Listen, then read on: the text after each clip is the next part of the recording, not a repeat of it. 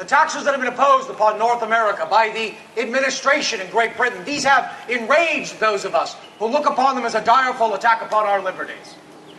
What the end result of these measures might be, I will not take it upon myself to determine.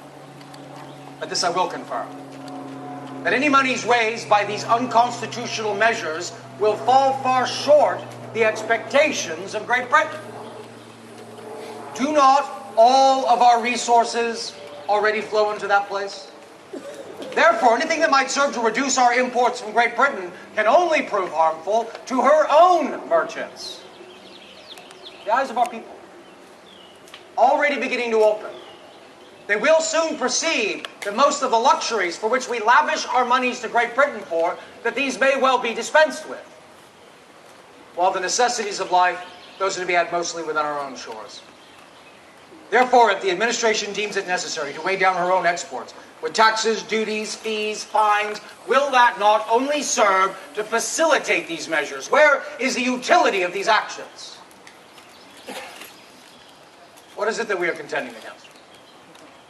Is it against paying a 3-penny for £1 tax on tea because we find that burthensome? It is not.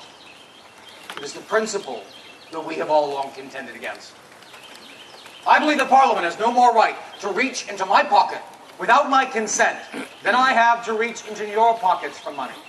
Now this has been confirmed in a strong and yet decent manner by every one of our colonies and provinces here in British North America. How is it that there are still those amongst our number who expect that they may gain further reconciliation simply by additional remonstrances, memorials, or petitions? We have sent petitions, and at best they have gone unread. An inherent spirit of freedom first told me that the measures which the administration hath for some time been, and now are most violently pursuing, these are contrary to every principle of natural law and justice. Whereas wiser, abler heads than my own, these have convinced me that not only are these measures repugnant to natural law, but they are subversive to the laws and constitutions of Great Britain herself, in which the establishment of some of the best blood of this kingdom hath been spilled. And what now is proven to be the response by a cruel and indignant Parliament to the unfortunate circumstances that occurred in Boston December before last. The actions taken by our brethren in Massachusetts, the destruction of over 340 half-chests of tea, that action was ill-judged and poorly timed. When we cry out in defense of our rights to property, how can we then deny another man of his?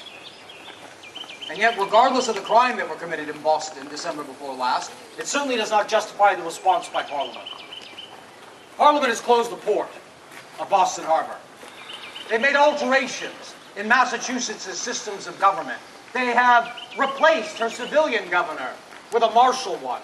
They have taken from the people of Boston their rights to trial by jury in the vicinage of the crime, and they have suspended habeas corpus. At a time when our lordly masters in Great Britain, when it appears that they will be satisfied with nothing less than the complete destruction of our American liberties,